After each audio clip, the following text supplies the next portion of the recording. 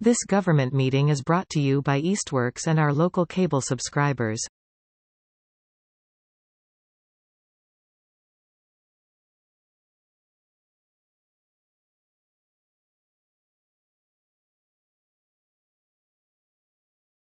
All right, let's roll call in. Mayor LaChapelle. Here. Maren. Maren Goldstein here. Megan. Megan Harvey here. Ben. Ben Hersey here. Laura. Laura Scott present. Sarah. Sarah Hunter here. And Cindy Kwasinski here. So there is no public speak tonight. The purpose of this meeting is to discuss the candidates for interim superintendent and to vote, hopefully, for one of the candidates. So we were all able to look at our notes and make our own notes. Is there anybody who would like to give some feedback first? I'm curious, do we want to approach this candidate by candidate, or how would y'all prefer? I don't have any particular way, but I was thinking the way I imagined it is you would give your feedback on each candidate and why. But I absolutely am open to doing whatever everybody else wants to do. Does anybody have a firm feeling either way? I would just throw in, I think that did work well when we were doing the initial feedback on the interviews, because then out of each of our going around and sort of talking about the three, in sort of an overview kind of way, then it allowed us to be clear where the group was potentially heading, as opposed to going through each candidate. And maybe it's the last candidate that we're actually really all excited about. So this way it gives us a chance to each talk about all three with overview kind of perspective. And then from there, we sort of guided towards who sounds like where our group is headed towards, or lots of debate if we have lots of debate. Yep. So does anybody want to go first with feedback? I usually go last, so somebody's got to go first. I can go first. How about Okay. Sounds good. All right. So I'll just discuss them in order of how we heard from them, if that works for everyone. Let me switch these papers around. All right. So we'll start with Maureen Benenda from my position. I think I've mentioned this to a few folks and some people who had shared feedback with me. I was dubious about someone with Ms. Benenda's history coming from such a large district to be able to translate those skills and into such a smaller district. I was very surprisingly impressed with her. I found her to be very coherent, very thoughtful. The breadth and diversity of her experience and how she really, to me, seemed to take heart in those lessons she had learned throughout her career, I found to be very impressive. One other note I would make about Maureen Benenda, it's my opinion at this juncture that we're at as a district, my preference is for somebody who is specifically looking for an interim role. I personally, before we discuss this as a group, am not at this point looking for somebody who's kind of auditioning for a more permanent position. I leave open the possibility others will disagree and have something that might sway me on that, but that's where I'm coming from now. And so I found, I just found Maureen Benenda to be very well versed, had ideas for programming that she could recommend immediately, had a very good grasp of grant funding and how to access that, high visibility in the community, viewing the schools as a center of the community. I really can't make any criticisms of her, even though she came from Worcester, which I'll be honest, I had reservations about, but I found her really impressive. Moving on to Dr. DeLeo, Marlene DeLeo, I found her to be very straightforward, matter of fact, qualified. I didn't feel particularly moved one way or the other as far as like personality or connection. I also don't consider that to be disqualifying or qualifying as a candidate. It's just an anecdote. I definitely got the sense that there perhaps is an interest from her position of remaining in the district longer again, for me personally, that's a mark against as opposed to a mark for. And I will say that I found her answers to be somewhat succinct, so it didn't leave me with a ton of opportunity for feedback or to really understand her in a depth the way I thought I could with Benenda and Joyle. And so with that, I would move on to Roland Joyle, who, again, I was pleasantly surprised by. I think, again, there's a possibility that Mr. Joyle would be considering the possibility of a longer tenure in Easthampton. Again, not my preference. I would prefer to have this be a distinct position and to leave all opportunities open for the future. But I thought he was very qualified. I thought he had a nice personality. I thought he made good points about how to handle the office administratively and I'll say politically, for lack of a better word, with an emphasis on adjusting the public relations, changing our relationship with local media, focusing the highlight on all the positive things the districts are. I thought that's all important, but all other things being equal, I think I would probably lean toward Benenda. So that is my 2 cents.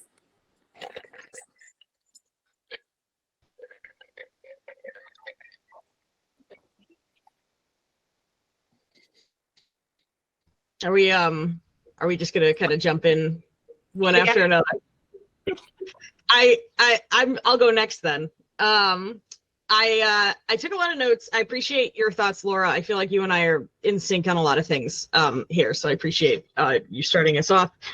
I think with the first candidate, again, like you said, Laura, I think that the more that we've gotten into this process, the more I've reflected about kind of what do we expect out of an interim superintendent versus somebody who we would be hiring longer term. And I'm starting to think that it's really important to me that the candidates see those two roles as being really different. And Benenda definitely seemed to have a good understanding of that and was also able to really clearly articulate what that difference was. And some of the things that she discussed in that regard was keeping the ship running, which I thought was a good analogy for what we need, kind of finishing unfinished projects and then assisting us in the search for the superintendent or assisting us in transitioning the new superintendent in.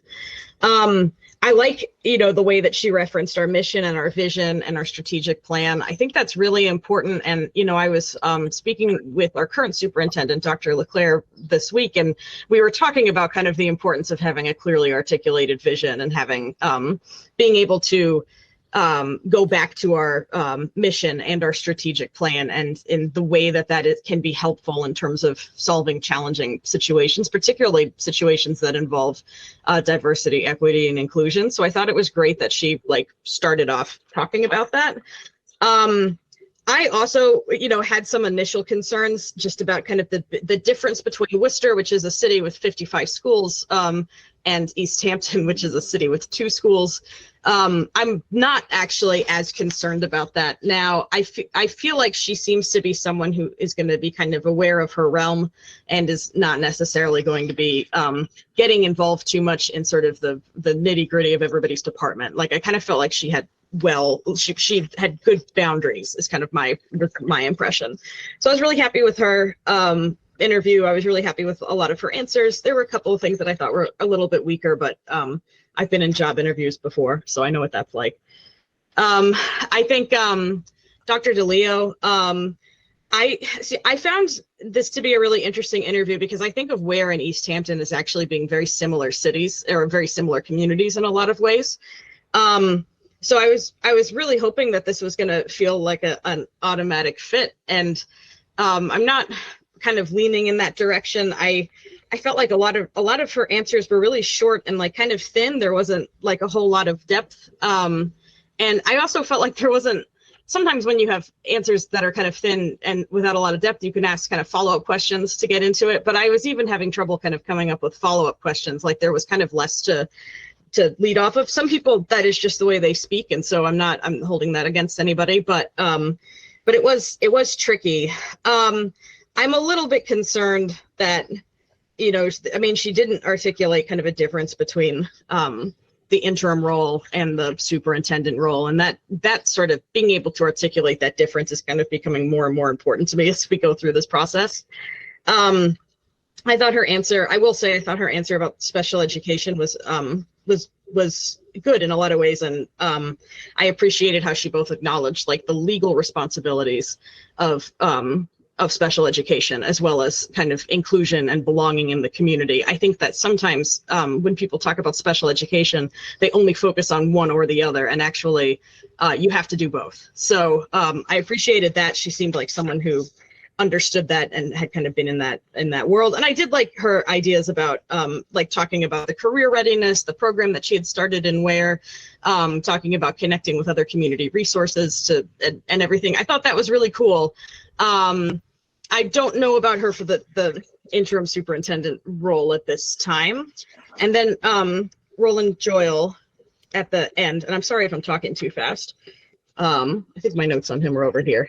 I took a lot of notes. I take a lot of notes. So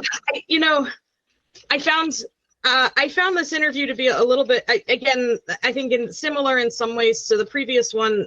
There were a lot of except there were a lot of like longer answers without as much substance. I thought he had some really good ideas. I was happy to hear about his experiences at Chicopee High. I just think that things were a little bit kind of surface level. And again, I had trouble kind of coming up with follow-up questions. And I was concerned, I have to say, I was really concerned about his answer for the special education question, just because it didn't seem to acknowledge to me at all the fact that special education is a legal entitlement. And he talked a lot about kind of inclusion and belonging. He talked about a gifted program too, which does not actually fall under kind of the legal definition of special education. And I was worried about that.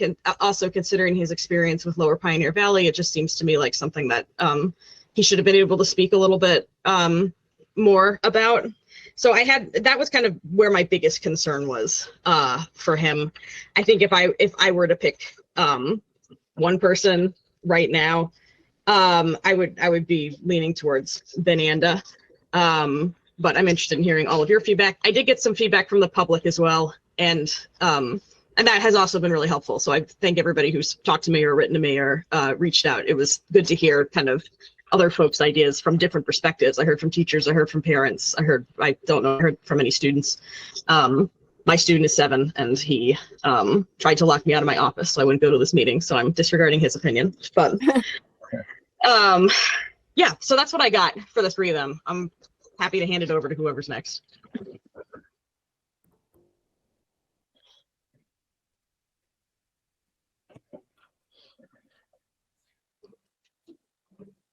Don't all jump at once. I can jump in with my thoughts. I actually don't have too many more things to add. I think a lot of points have been covered. I had pretty similar notes that I took from these 3 interviews. Starting from the first interview, what I really appreciated about Maureen Benenda's, and my apologies if I'm mispronouncing that, about her interview was how prepared she was on our district and how much she knew about that. I noted that for Roland Joyle as well. So it's not unique only to this candidate, but I thought that was good, showed a clear investment sort of, and paired with a very clear understanding of, how this would be a 1-year position to transfer out of. I thought that was a great direction to take it, and could be a really big positive thing for our district to sort of reset and then do this again and find ourselves, off on a new trajectory. I also was really pleased with her special ed answers and her thoughts and specialty in special education. I also appreciated the growth ideas, and especially the focus on tech schools. I thought that was a great direction given the increases that we've seen in vocational schools and the interest that we've seen and the direction things are sort of going in general. I just thought that was a good direction for things.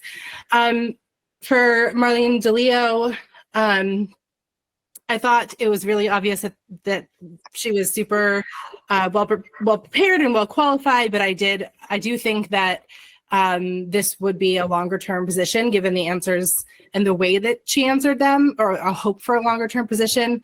And I'm not sure that given the process up until this point, like entering into that would be, I don't know what it would sort of mean to enter into sort of an interim situation with that individual. I did really appreciate their answers about like what particular types of classes they could add, like things like the CNA program. I thought that was a great, very specific example of something that was really realistic for our high schoolers to do. Fire science and fire safety, EMT training, that stuff is all great and are a great skill for students to take with them into whatever their next stage is, whether that's a 2-year, a 4-year, or the workforce. So I was impressed by some of the ideas there. I don't have any reservations that make me say, no way, this would be a terrible fit. And then the last interview we had with Roland Joyle, I thought he was very personable, very charismatic, clearly had done a ton of research on our district. The way that he was able to tell us specific percentages of our students who were in what category, I was impressed. I think not because he can hold that kind of information in his head, but because I think it shows that he really cares and he wants to put the time in and do this position and do it really well. I also am really, it was sort of a different approach to publicity than we've heard anyone talk to us about before, but I actually really appreciated his emphasis on really putting the spotlight and the publicity and courting sort of the press related to all the wonderful things that our students are doing. I think that actually is a great idea for next year, regardless of what interim superintendent we go with.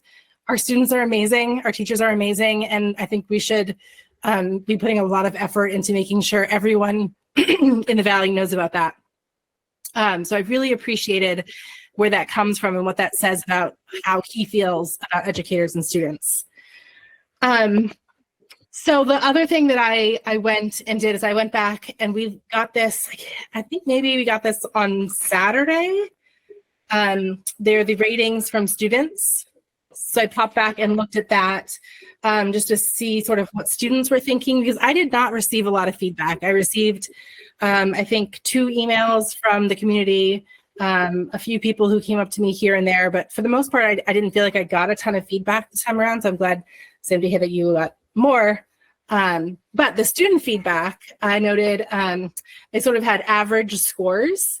And out of 4 as a total, Maureen Beninda had a 3.3, Marlene DeLeo and Roland Joyle both had a 3.1. And the biggest thing that I noted from the students and how they rated that I thought was really important is that Maureen Beninda was rated much more positively on able to relate to the students personally. And I thought that was an important distinction. I think there's sort of how we were able to relate to Roland Joyle maybe, and then there's how the students felt. And I'm putting a lot of emphasis on that. And those are my thoughts. I think we have some good options. I'm hopeful for this interim superintendency. Mm.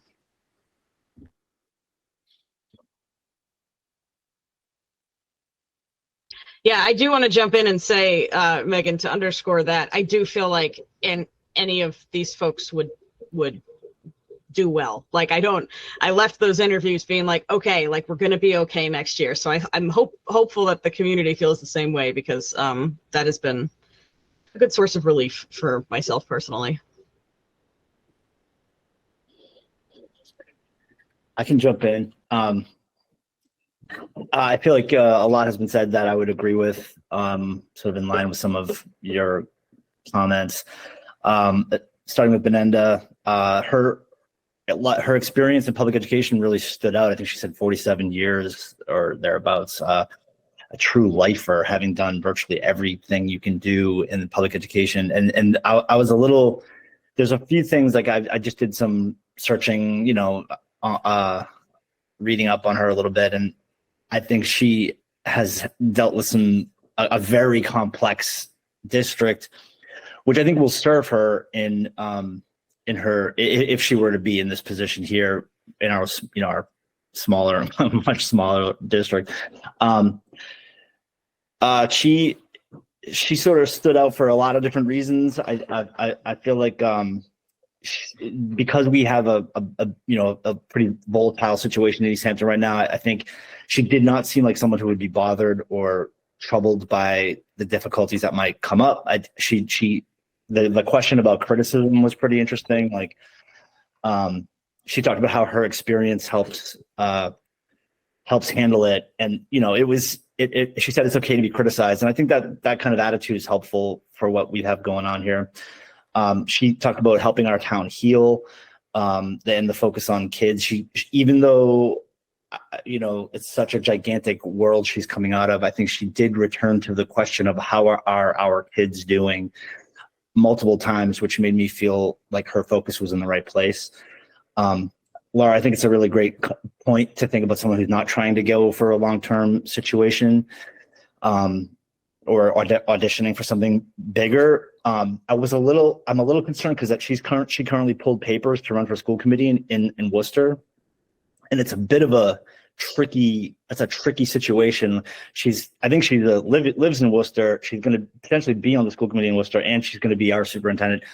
It just feels like a lot to take on, but then again, she truly seems like her life is it's like she lives and breathes this stuff. So I feel like not too concerned about that, or I feel like confident that she could take that on. I think I was thinking about DEI, and I felt like Worcester is an insanely diverse district. I think she said it's the second most diverse district in the state, which even if I don't know for sure if she's truly like flexible to the dynamic issues that might come up, I do feel like she might be good at like delegating, hopefully, and like letting people do their job. So yeah, there was a lot about her that was pretty good. She talked about collaboration several times, which made me feel like pretty good about bringing in the existing teams and honoring the systems that are in place already, and people who are putting in work all the time and dedicated to this position. I'm thinking about leadership team at Mountain View specifically, but yeah, just making sure that those folks are heard and not necessarily talked down to or something like that. So I felt pretty confident in that. And she, there was one other thing, like there was a question about regrets, I think it was, or like looking back, and she didn't have much on that. And it was almost like you've been in this 47 years and you're like, you can look back and go, yep, thumbs up. That was great. I was disappointed by that too. Yeah, that was a miracle moment. I was really like, wow, this is interesting to say the least. I would have loved to have seen a little more self-reflection there, but we can roll with that. So the Leo felt similar to what you all have said so far. There was a succinctness to it that didn't give me a lot to work with. And at the same time, there were some good points made. I think she talked about that the goal of an interim superintendent is like caretaker versus fixer, which we could play with those terms. I think they're a little soft maybe, but that was an interesting approach. She wanted to take a listening and learning tour of the district, like similar to Benenda and I think Joel both wanted to like really communicate with everybody. She wants to talk to every stakeholder. She wants to learn the systems. I think these are pretty interesting. She talked about being in the schools, which is good, and have the community have access to her, which I thought was useful. And I hope that will be true for whoever it is, that we can reach out to this person. I think similar to Benenda, she had a good strategy for disagreements around like, you can disagree with me or criticize me, but you can't yell at me. That was kind of like laying that boundary down in a nice way. There was some good talk about, she had a lot of interesting comments about connecting to like dual enrollment was a thing that I thought was really interesting. And as someone who has sometimes taught like 15, 16, 17-year-old kids at HTC, sometimes those students are like the most phenomenal people I've worked with. And I often think like, please bring these Easthampton kids in because we can do this. Like you could leave high school with like almost sometimes your whole first year done of college. That's an incredible thing. And to be aware of that is an exciting possibility. So that was cool. That was an interesting thing about. And then Joel, gregarious, kind of charismatic, perhaps, had a lot to say, but at the same time, I wondered if if we could boil it down, maybe was there only 10 things that he was recycling a bunch of times. I wondered if he was returning to the same points again and again. That said, lots of stuff in there, lots of stuff to kind of like unpack and think about. I was also really impressed by his talking about media and courting the media, which is something we could do. We could really do that. We could start to build more of like a showcase of like the incredible stuff that goes on beyond just the world of like email or the Facebook, which doesn't really do all that we might want it to do. He had an interesting approach to things like morale in the district, about like he wants everyone to know who he is. He says something like, I don't court the spotlight, but I'm comfortable in it, which is an interesting combination, which made me feel like that's a good characteristic in a leader. He seemed really kind of alert and aware to working with the school committee in a productive way. I think he said something like wanting to meet individually with all of us, and in a respectful time thing, like wanted to make sure it wasn't too much, but he wanted to be involved in the kinds of things we were thinking about and concerned with. Definitely interested in being visible. He seemed comfortable with the idea of like 1,400 students. He also, like I think Megan, you said, like he did his homework. The man came in with like stats in his head and he pulled them out and was ready in a way that was like really impressive beyond belief. I mean, you had to like, it was like he knew when the dates of events were, and it's like you really did get the feeling he would be showing up and be prepared to participate and get to know people and talk to folks. There was a lot about his presentation which I felt could work, but I wondered if there was still maybe just a bit too much. Ultimately it felt a little soft in a way that I wanted something. I don't know. I wanted something a bit more substantive, maybe like more related to like concrete strategies for policies or things like that. I'm just make sure I covered all the things from him. I took a lot of notes too. Problematic, actually. He talked about dual enrollment as well, which was good. That was helpful. I felt like the special ed response was weak. I would like there to have been more. Hold on one second.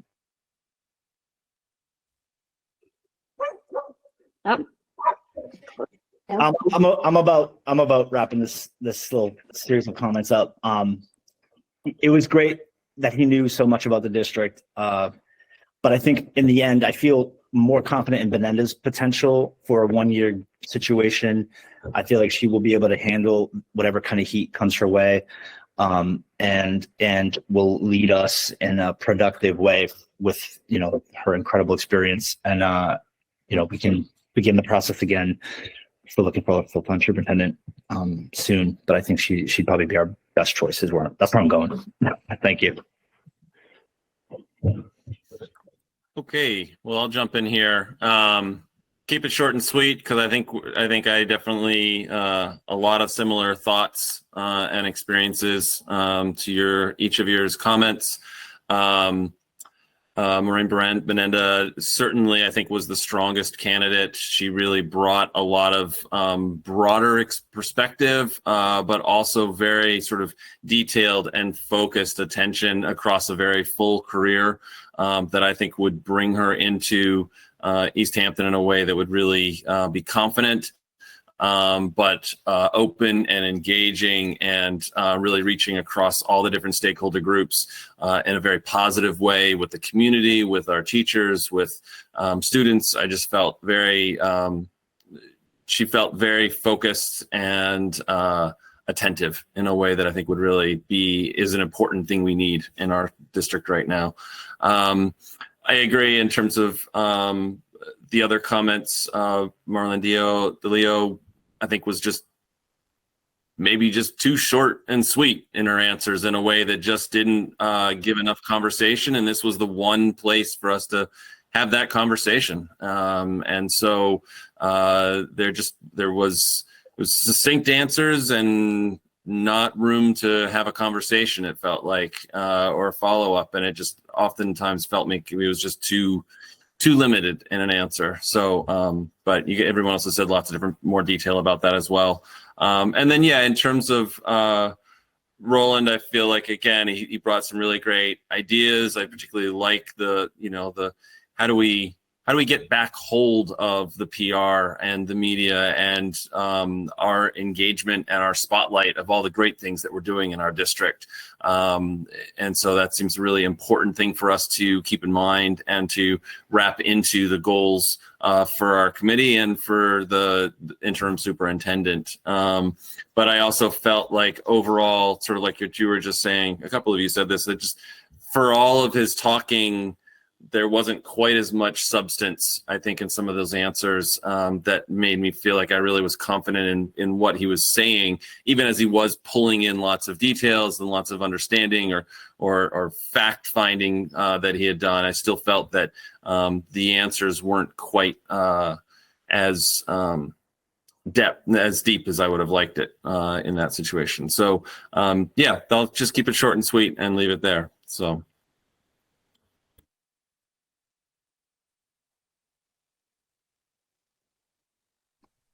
I'll jump in.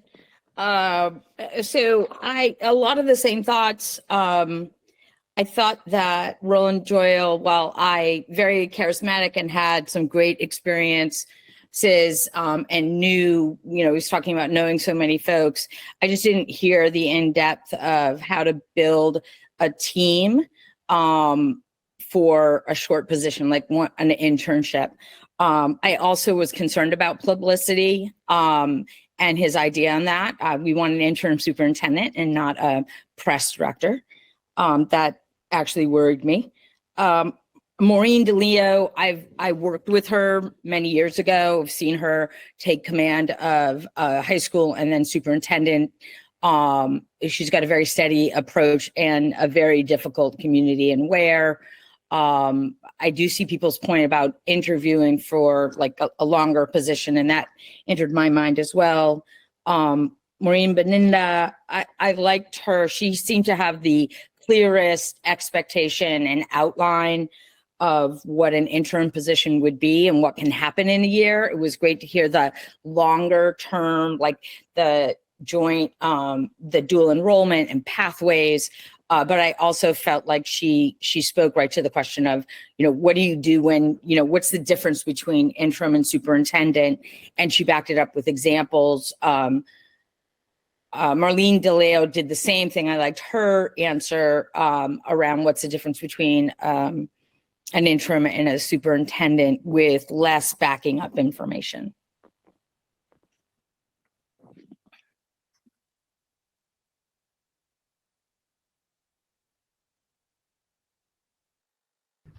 Cindy, you're muted.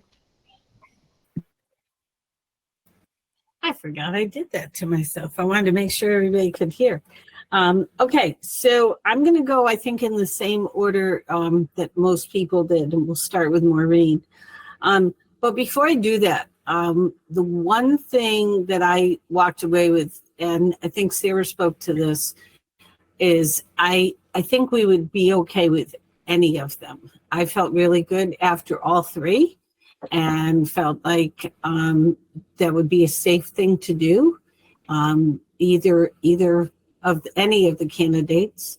I thought they were definitely qualified, but I did have some things that really stood out. Most of it has been covered. Everybody, this team takes really great notes and is really thoughtful in what they do, and that makes life a lot easier. A couple of things I wanted to just add. So I was a little concerned about having Maureen come from such a big district as Laura was, but I was really impressed with a lot of her answers. I was impressed with the fact that she did a lot of homework on our district. And she didn't quote the statistics and everything, but it really felt like she understood and knew the programs that we have. What I liked also is that something that we kind of got away from that I really like are parent forums with a superintendent and a school committee. And so she spoke to parent and community forums. And I really like that. And I'd like to see us get back to that. I know with COVID, we kind of lost that piece, but I think it's really important. And so Maureen spoke to that, and that struck a bell with me.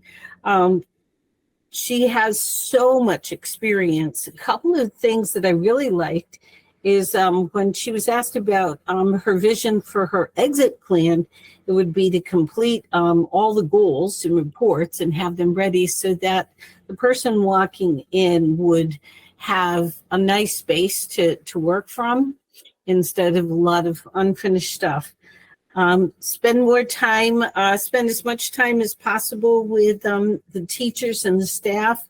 I liked the fact that the students were impressed with her, even though those 3 scores are very close. I mean, if you look at 3.3, 3.1, 3.1, that kind of gives you the idea that they're really close. I really liked some of these ideas. The dual enrollment, early college, the innovative pathway that really struck a chord with me, certifications before you even graduate. I love the ideas that were there.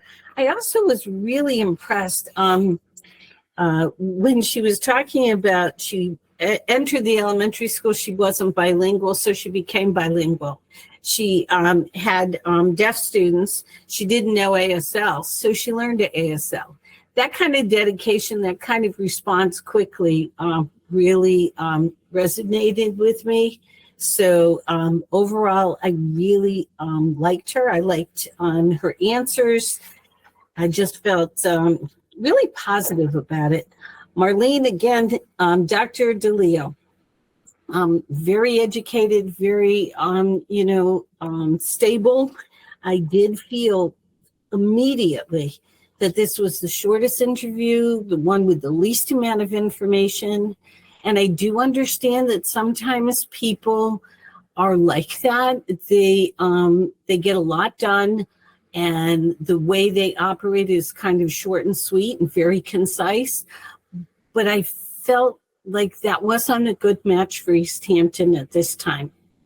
I really want someone who will spend a little bit more time really talking to everybody and explaining things so that the community, the staff, the students, everybody understands. And I just felt like those answers were a little too short for me. But again, some really great ideas. I loved the manufacturing partnership, going for job certifications, fire and science, and EMT courses. I love that. I love anybody who comes up with these great ideas to help students get certifications or get even excited about a different career. So I loved that. But I really wanted more. And I kept kind of waiting and hoping that when we came to that final piece, which says, tell us whatever you want to have us walk away with, I wish there had been more then. Because I understand if you don't want to answer our questions in depth, but I want to know what you're going to walk away with and what are you going to tell us before you walk away. Roland Joyle, again, somebody who really did their homework. Holy cow, that was amazing. I have never seen somebody, actually, I've seen it a couple of times, but he walked in with everything. He knew, he had really studied the district, our statistics, our programs. That was awesome. I did like the idea of courting good press. You're all done with that other place? We need to, okay, good. Can we mute Jillian? Mayor, can we mute Jillian? Oh my God. On it. Thank you. Trying to think of where I was. let me just check my notes for 2 seconds. Oh, the press piece. I have had administrators and superintendents in the past who courted good press. It didn't scare me. It actually was really nice for the community. They would call up a reporter and tell them, hey, our band just got this honor. Our students just got this honor. And so that just about every month you were finding out something really interesting and successful about your school district. And that's a really positive thing. Too often we only hear about negative press. We don't hear about all those great things.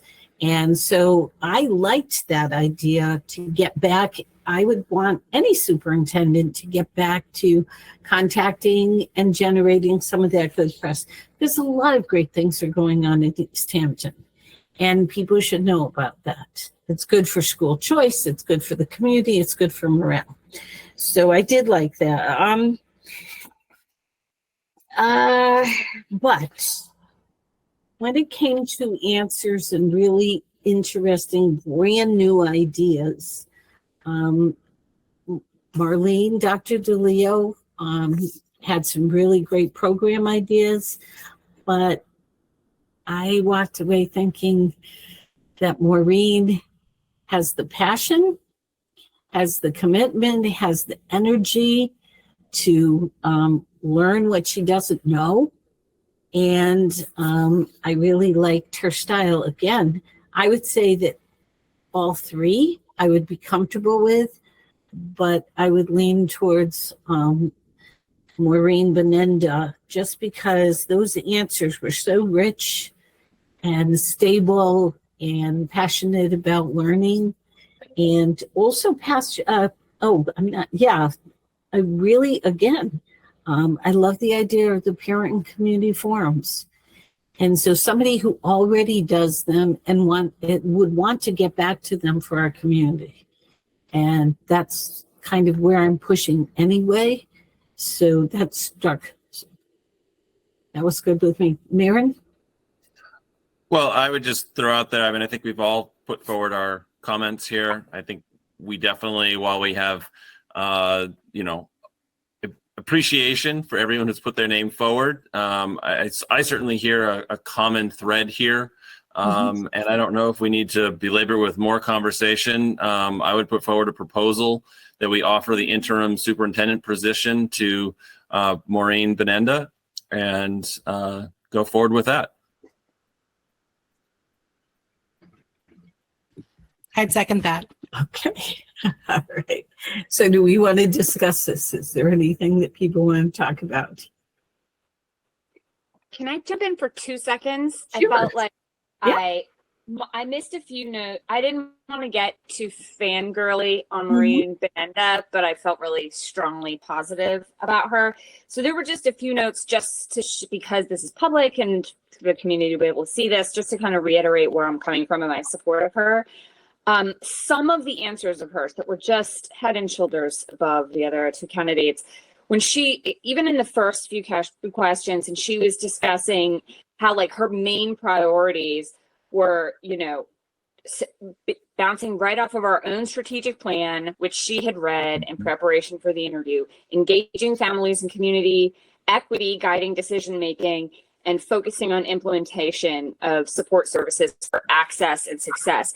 And she seemed to have, it didn't feel to me like redundancy. It felt to me like she had a prevailing touchstone of how she approaches public education, how she approaches engaging the public, the stakeholders and families in understanding that, addressing concerns.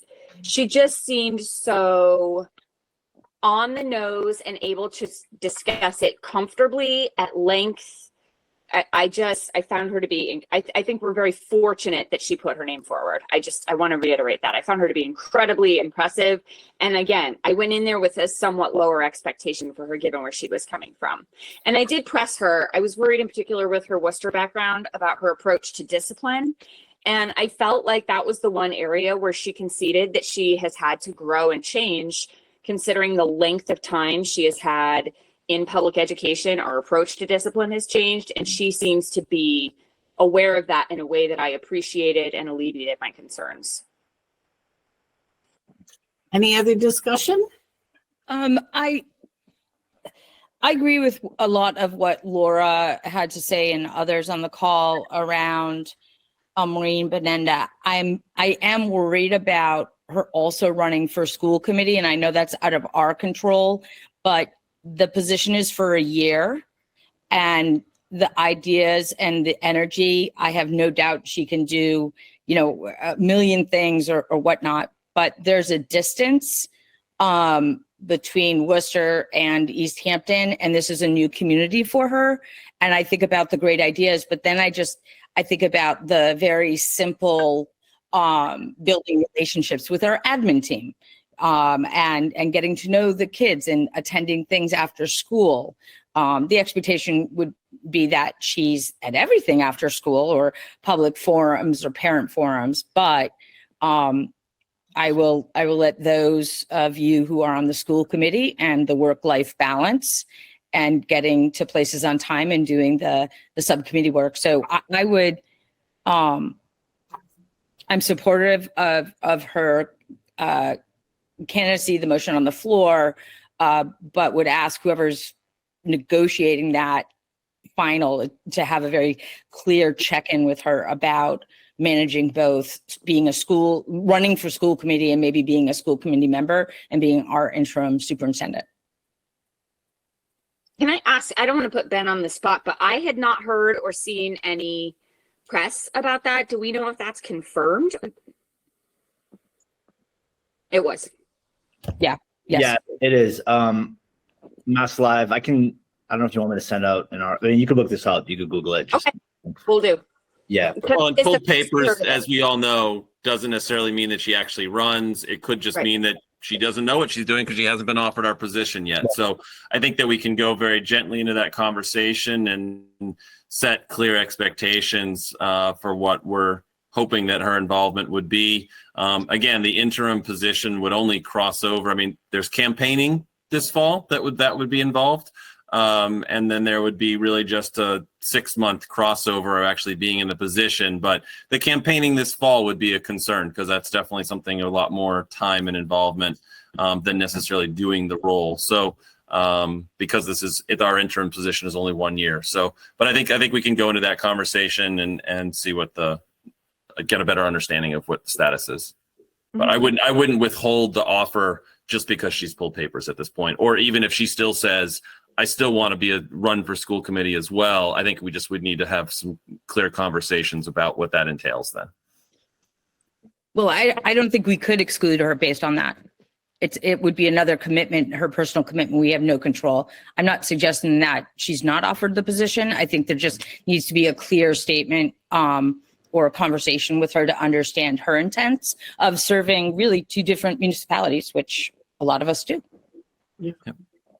I'm more concerned with the travel time, and the traffic, but so I think if there's no more discussion, we'll just take the vote. So, Maren Goldstein, yes. Mayor LaChapelle, yes. Megan Harvey, yes. Laura Scott, yes. Ben Hersey, yes. Sarah Hunter, yes. Oh boy, here we go. Cindy Kuzensky, yes. Is this like record breaking? All right. So that was pretty easy. I had a funny feeling that it wouldn't be a long night. But I'm glad it seems like our notes are almost identical, which is really nice. All right, so we have a unanimous vote for Maureen Benenda. And what we will do is we will end this part of the meeting and we will go roll call into executive session, where we will talk about our offer. We'll make a phone call There will still have to be some negotiations. I have a couple of ideas as to how we could quicken that, and we'll talk about that. And we will adjourn from executive session, so we will not be returning. However, tomorrow night, we hope to have good news that we can share with the community. Okay, so I would like a motion to go into executive session, and then we will be having everybody log off, but us. I'd make a motion. Ooh, go ahead, Aaron. No, go ahead, Carla. Move into executive session. I'll second that. Okay, Maren, Marion Goldstein, yes. Mayor, Mayor LaChapelle, yes. Megan, Sorry, I'm furiously taking notes here. Megan Harvey, yes. Laura, Laura Scott, yes. Ben, Ben Hersey, yes. Sarah, Sarah Hunter, yes. and Cindy Kwiatkowski, yes. Okay, so good night to everybody else. We're going to ask that you exit the meeting. And when we are clear, we will go on, just us, the 7 of us. This government meeting is brought to you by Eastworks and our local cable subscribers.